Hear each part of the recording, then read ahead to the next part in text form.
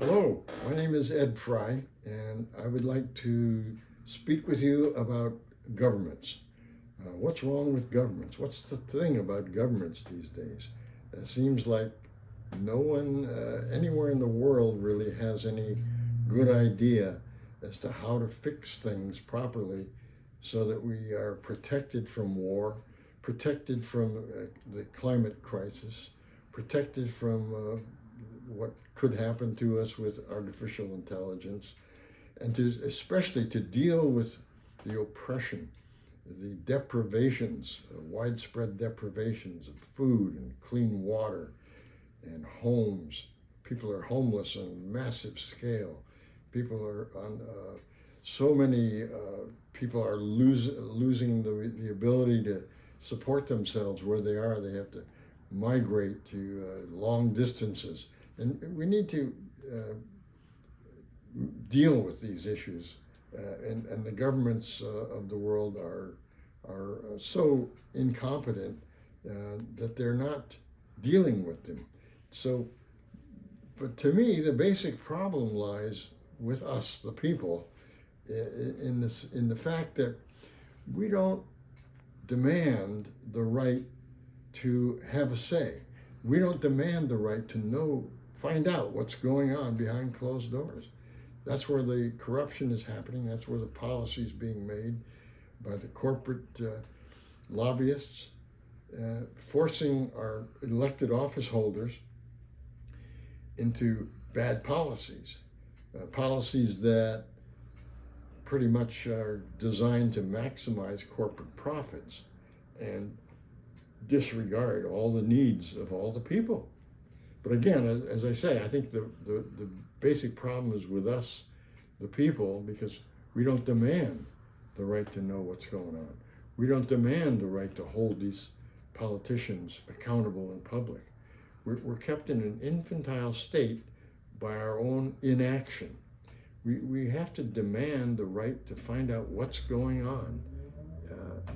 We have to be informed.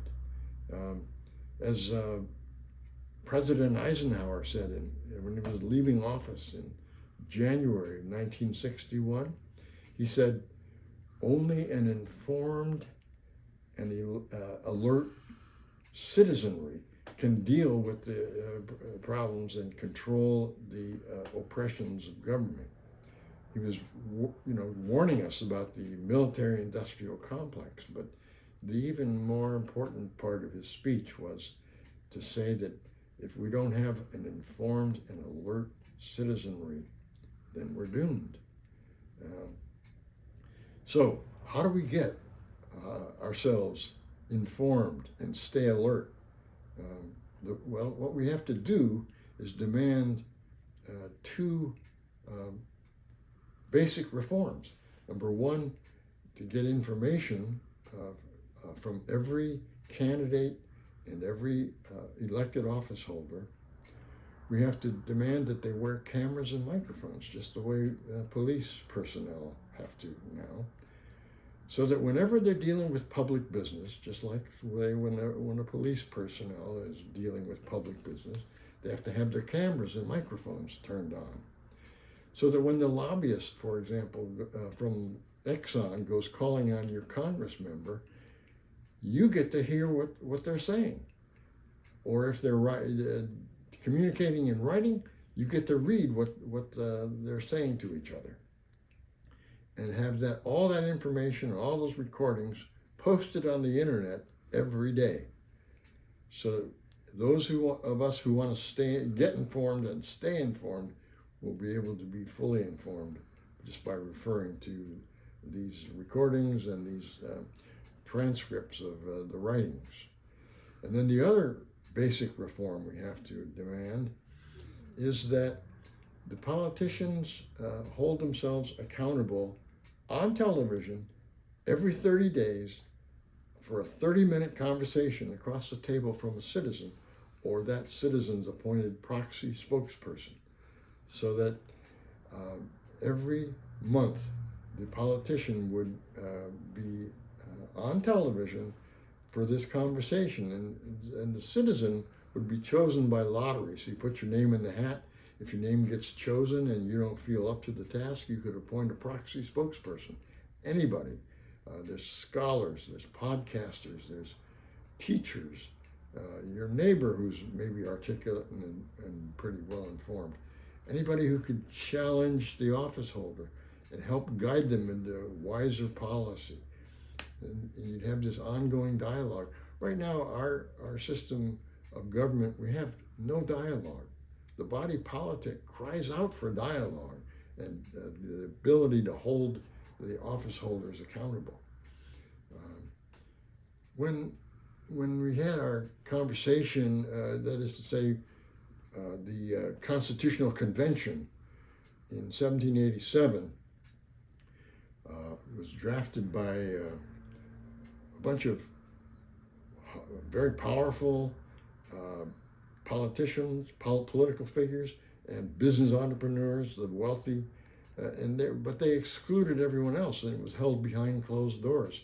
And the results were that we got protection for the slave trade in the Constitution. We got exclusion of women from the political process, exclusion of everybody who wasn't a property holder. They couldn't even vote. You could only vote if you were a property holder, and male white property holder to be more exact. And so when Ben Franklin came out of the Constitutional Hall there, and after the final draft had been prepared, a woman stopped him and said, "Well, what are we getting here? What are you giving us?" And he said, "A republic, if you can keep it." Well, a republic, if you look it up, the definitions in every dictionary, a republic is defined as a system of government in which the people hold ultimate control. Right now, the people in our country and every country around the world, for that matter, do not have control over the political process. The only ones who control it are the ones who are supported and sponsored by the corporate billionaires who are running the show. So the way to undercut, get rid of that influence of the moneyed power holders is to demand these two changes in the political process. And it's very dramatic changes, obviously, but if that's the only way we're going to stay informed, get informed and stay informed, and be able to guide our politicians into wiser public policies. And so the way we have to go about it is to deal with the 2024 election well before election day. And I'm talking about not just registered voters, I'm talking about also young people who are too young to vote and other people who are too dismayed and cynical about and aren't even registered as voters. I want everyone to come forward and demand of every candidate that you take a stand. Do you or do you not support this kind of open and accountable government? Make them take a stand and commit to these basic changes in our political process. So in every way that you can imagine, you can challenge these office holders and new candidates, especially the presidential candidates. There's a lot of interest now growing in the presidential race. We ought to inject this issue into the situation, inject the issue of open and accountable government. Make sure that every candidate is required to take a stand and commit to this kind of government. Go about it in your own way. Paint it on the side of your car.